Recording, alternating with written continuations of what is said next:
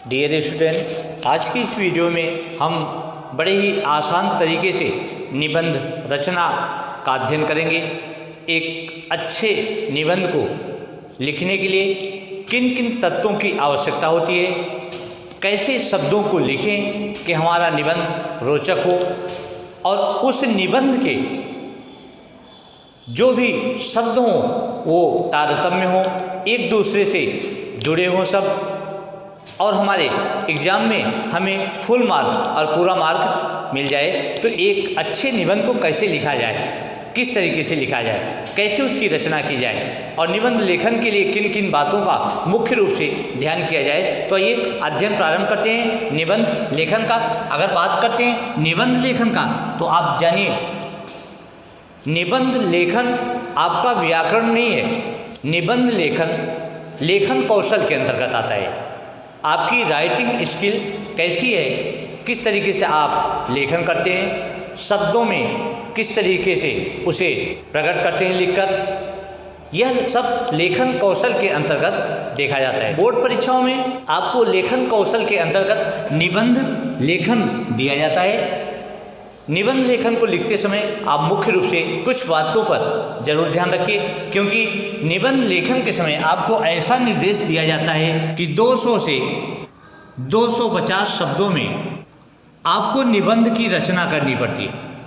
एक निबंध आपको लिखना पड़ता है जिसके लिए 200 से 250 शब्द दिए जाते हैं। तो आप सोचिए अपने दिमाग से, क्या 200 से 250 शब्दों में कभी निबंध लिखा जा सकता है?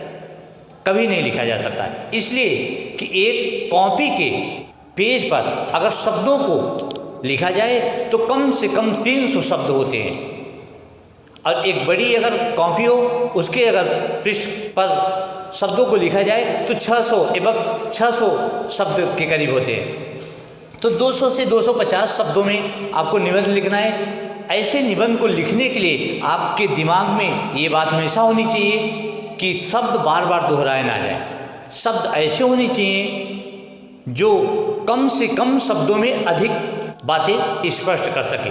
शब्दों में आप मुहावरों का प्रयोग करिए, कहानियों में आने वाले अच्छे रोचक तथ्यों को रखिए, उदाहरणों का प्रयोग करिए, जिससे कि आपका निबंध रोचक बन सके। और किसी भी निबंध की रचना करने के लिए उसके 3 तत्व होते हैं, यह आपको ध्यान रखना है। निबंध की जब आप रचना करेंगे तो इसके 3 तत्व होते हैं।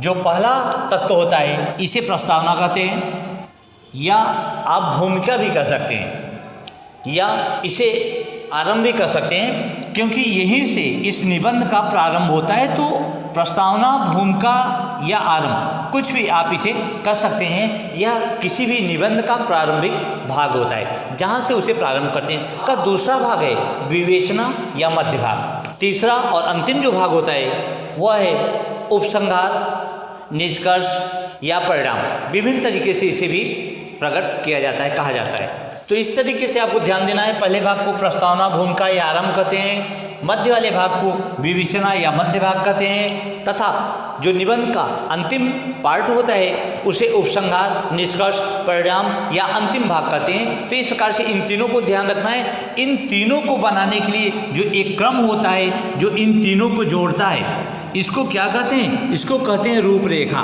तो यह आपको ध्यान देना है कि किसी भी निबंध को लिखने के पहले हम उसकी रूपरेखा बनाते हैं। कि जैसे आप ही समझिए, अगर किसी व्यक्ति को अपना मकान बनवाना है तो पहले वो मकान का रूपरेखा बना लेता है कि कौन कौन सा मटेरियल, क्या क्या उस मकान के लिए उसे आवश्यक वस्तुएं चाहिए।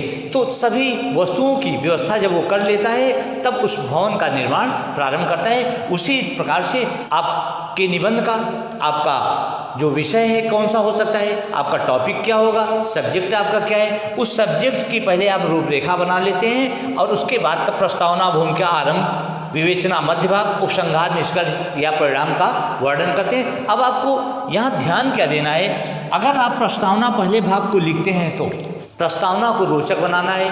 आप उस विषय से संबंधित बातों का प्रारंभ करेंगे जो आपका मूल टॉपिक होगा, जो आपको निबंध के लिए विषय दिया जाएगा, क्योंकि आप उसमें रोचक तथ्यों का भी वर्णन करेंगे, आप मुहावरों का प्रयोग करेंगे, आप उदाहरण देंगे समाज से, कुल मिलाकर आपको यहाँ एक बात विशेष रूप से ध्यान देनी है कि आपको कम से कम शब्दों में अधिक प्रकट करना है। अर्थात कहने का तात्पर्य मेरा है कि आपको गागर में सागर भरना है। शब्द थोड़े हों लेकिन अर्थ विशाल प्रकट जो करें। तो इस तरह से आपको प्रस्तावना का प्रारंभिक भाग प्रस्तावना के रूप में लिखना है। यहाँ अपनी तथ्यों को रोचक बनाने के लिए, जैसे उदाहरण स्वरूप अगर आपको खाने के लिए भोजन दिया जाता है तो थाली में बहुत सारी चीज़ें छोटी छोटी कटोरियों में आपको सजा के दिया जाता है। क्यों? क्योंकि आपको रोचक लगे। वैसे ही प्रस्तावना में आप उन शब्दों का, उन मुहावरों का, उन उदाहरणों का प्रयोग करेंगे जिससे उस निबंध को आप और भी रोचक बना सकें। उसी प्रकार जैसे कहा गया है कि first impression is the last impression, जो पहला प्रभाव होता है वही व्यक्ति पर अपना अमिट छाप छोड़ता है। तो आपको प्रस्तावना के अंतर्गत वैसा ही शब्दों का इम्प्रेशन बनाना है कि निबंध आपका रोचक हो जाए। और बात करते हैं मध्य के भाग की, विवेचना की। तो देखिए, जो निबंध का मध्य का भाग होता है जिसे विवेचना कहते हैं, विवेचना या मध्य भाग लिखते समय आपको बहुत अधिक सजग रहने की आवश्यकता होती है।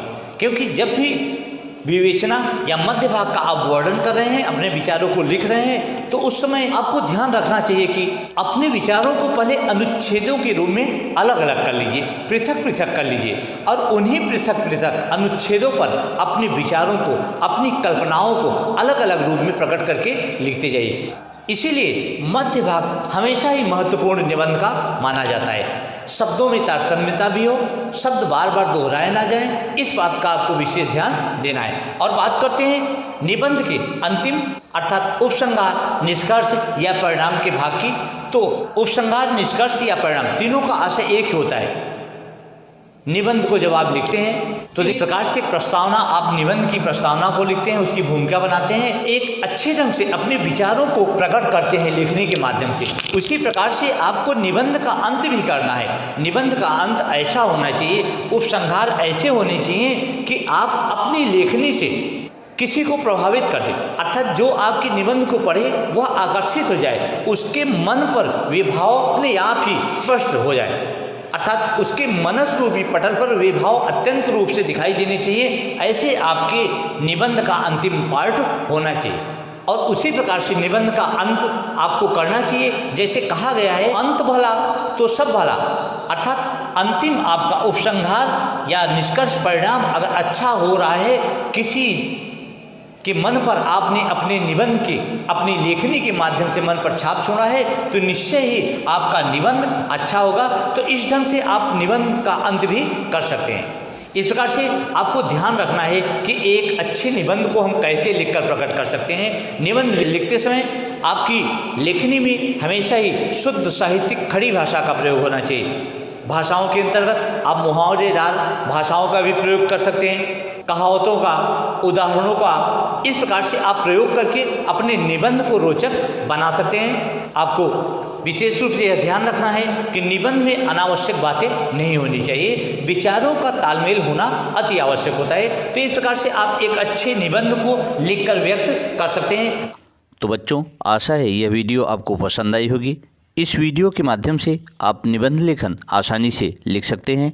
अगर वीडियो आपको अच्छी लगी हो तो अपने दोस्तों को, मित्रों को शेयर करना ना भूलें और अधिक से अधिक सब्सक्राइब और लाइक अवश्य करें तथा बेल आइकन की बटन को ओके अवश्य कर दें, जिससे हमारी सभी एजुकेशनल वीडियो आप तक आसानी से पहुंचती रहे।